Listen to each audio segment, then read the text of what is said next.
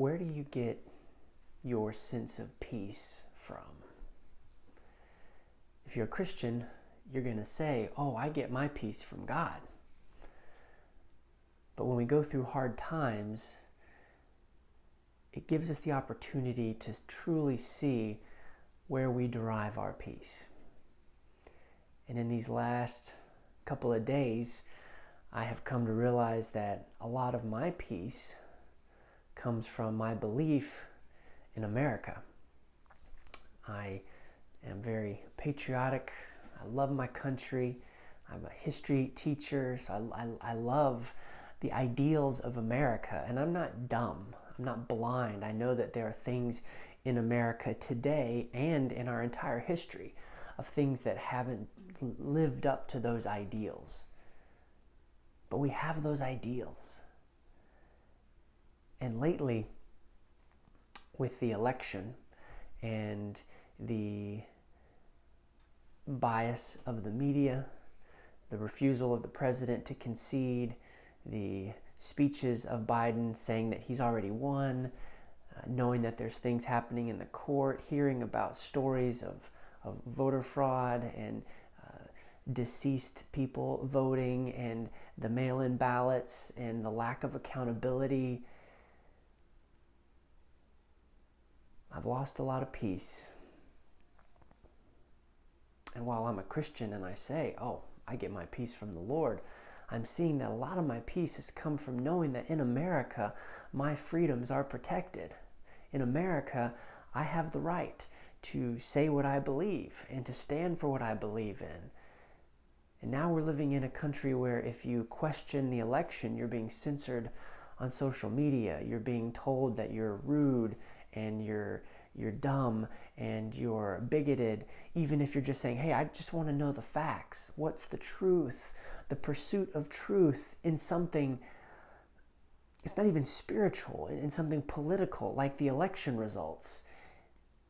Because we have been told, well, this is what has happened and you need to believe it. If anyone questions it, now they're being called conspiracy theorists.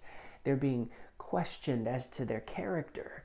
And if we are losing our freedom of speech in this political arena, it just makes me see that how easy would it be to lose our freedom of speech in the spiritual realms as well. And that makes me sad because this is America. I mean, America is a place where you can be an atheist, where you can be a Christian, where you can be a Muslim.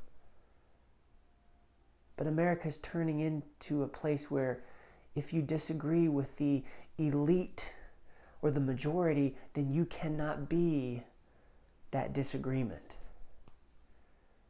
And that really makes me sad and stressed and scared. And I'm seeing how shallow my Christian faith is and how I need to shift my foundation of peace from the Constitution and the goodness of America to Jesus. You know, Revelation's pretty clear. It tells us that the whole world will rise up against the true followers of Jesus. And Revelation says that those true followers are those who keep the commands of Jesus and have the testimony of Jesus. And the commands of Jesus, you can look at the 10 Commandments and you can look at how Jesus said all of the commandments sit on the ideas that we need to love God more than anything else and we need to love others. And if you look at the world now, you see there's a lot of hatred. And sometime in the future, the world is going to turn on the people of God who keep His commandments and who love everyone. And they're going to be vilified. They're going to be attacked. They're going to be misrepresented.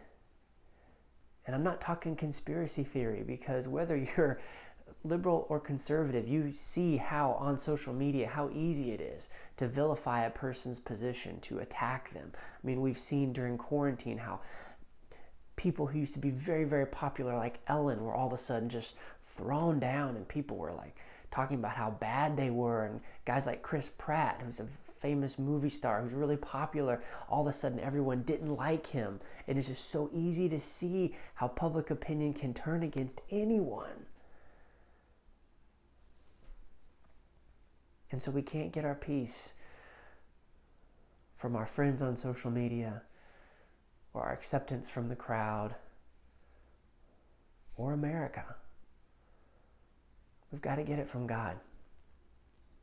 And maybe you agree with me politically, or disagree with me politically, or think I'm a conspiracy theorist or whatever. It doesn't matter what differences we have.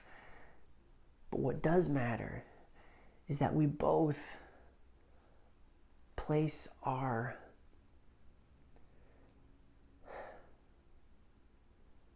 hope in Jesus. Because then we can have peace no matter what happens in America. Then we can love each other no matter how we voted. Because it's all about Jesus. It's not about Trump or Kamala Harris. It's not about red or blue. It's not about black or white. It's about God and His love in our hearts. And when we let His love come into our hearts, we find a peace that passes understanding. And that's something that I realized in the last couple of days. I need it. And if you need it too, I just encourage you to use these quiet moments, these times where we still have religious freedom, where we still can share and talk, to reach out, to find a church where they believe in the Bible, to surround yourself with fellow believers who want the same thing you want, and to start encouraging people and loving people. Because I believe Jesus is coming back soon. And I believe before He comes back, things are going to get really bad, to where the only thing we can depend on will be Jesus. And now, as the things that we depend on start to be weakened, it's a great opportunity to reach out and in faith grab hold of Jesus and say, I trust in you. To look up and say, God's got this. Because He does. And He loves you very much. God bless.